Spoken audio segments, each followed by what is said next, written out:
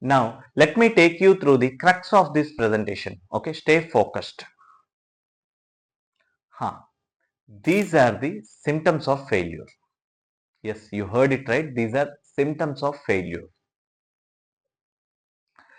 See, before entering into the interview room itself, it will be decided whether you are going to make it or not. If you sense that you are having any of these symptoms that were displayed in the slide, then mark my words, you are not going to crack that interview for sure.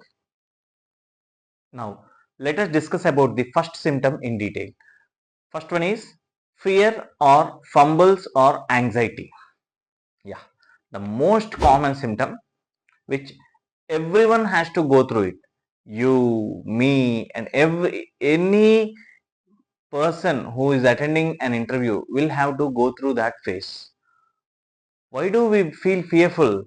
See, that fear would be like, I have to face an interview today. How do I handle it? And what happens if I don't handle it well? I may not get the job. This is the type of pressure that will be created in your mind. First one about fear. You will have fear filled in your heart while attending an interview. Second one is fumble. Fumbling means like whenever you heard something about an interview, it makes you fumble. You cannot speak clearly. Anxiety, it will make your situation much more worse.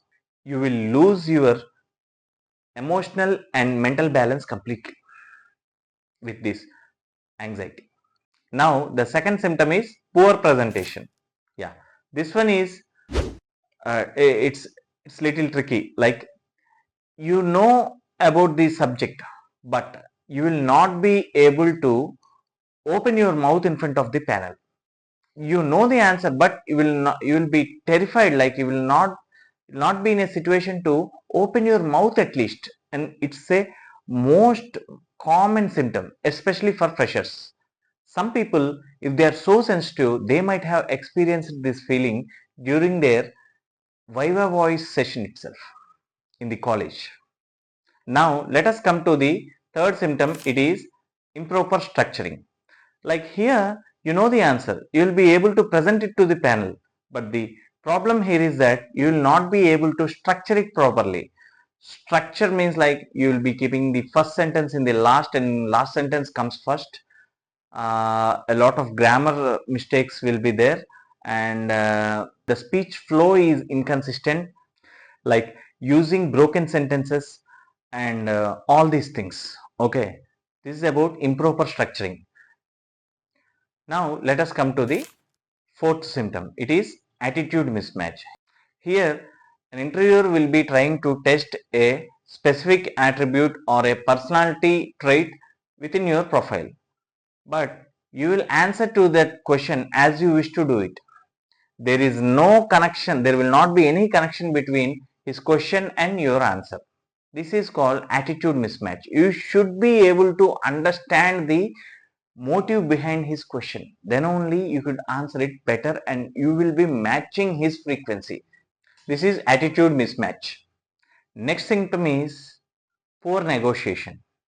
Negotiation is a kind of discussion at which you try to convince the opposite person. But here in an interview, what actually happens is most of the times this candidate will either bargain with the interviewer or beg the interviewer for a job instead of proving his point or convincing the interviewer. It's very embarrassing and yields in a negative outcome.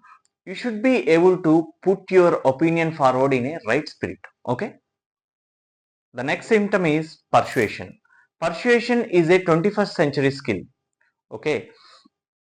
You should be leading the interview and make the panel feel that you are the right person for this job. It is your responsibility to make the panel believe that you are the right person for that job which is being offered by their company. But what happens? Majority of the candidates will be like, their attitude is like, I will give my answer and it's the responsibility of the interviewer to pick me up. No, it will not happen. Why will he care for you? Your answer should be polished, toned and neutral and persuade him to pick you up. Okay, you have to really acquire this skill, persuasion. Next one is communication skills. The most overhyped and the most talked about concept in all the colleges and institutions.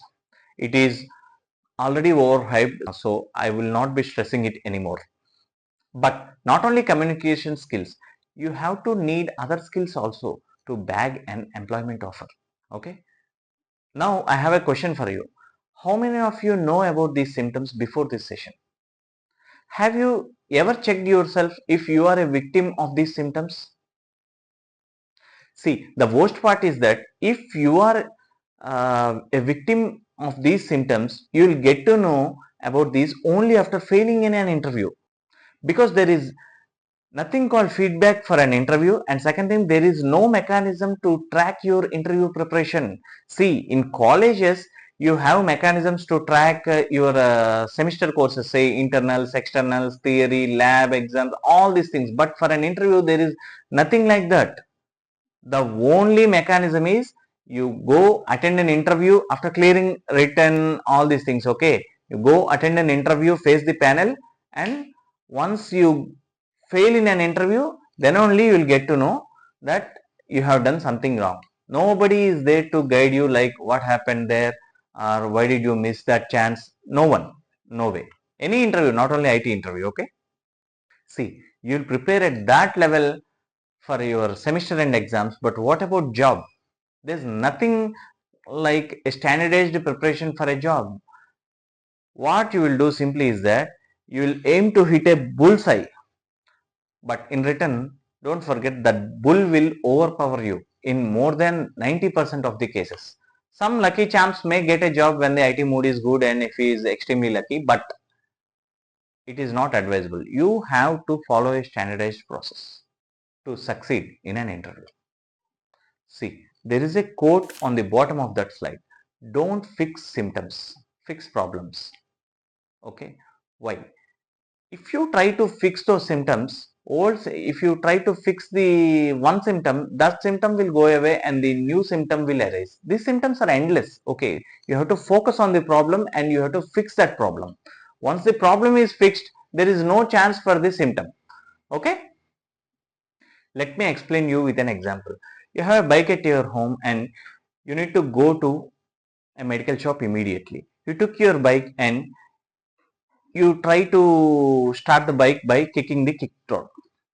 You kicked once, it didn't get start. You kicked twice, it didn't get start. You are kicking it hard and hard on the third and fourth attempts, but it is not getting starting. It is making sounds like drr, drr, drr, like that, but you are not able to make out. Okay, see here those sounds drr, drr, drr. These are the symptoms. If you try to fix those symptoms by kicking it for the sixth time, seventh time, eighth time, even you kick for n number of times, it will not solve the issue. What you have to do is you have to check whether the fuel is there or not. If the ideally I am considering a situation that the bike is not starting because it doesn't have fuel. I am considering it as the situation and still that that rider is kicking his bike multiple times. If that rider checks if fuel is there in the tank or not, if if the fuel is not there, it is the problem. He has to fix that problem by getting it refueled. Once the refueling is done, that bike will start for one kick. Instead, see, if he focus on kicking the kick rod, that bike will never start. This is like focusing on the symptom. What is the fixing the problem? Fixing the problem is like you have to get your tank refueled. Then only that bike will start. Okay. This is called fixing the problem. Thank you.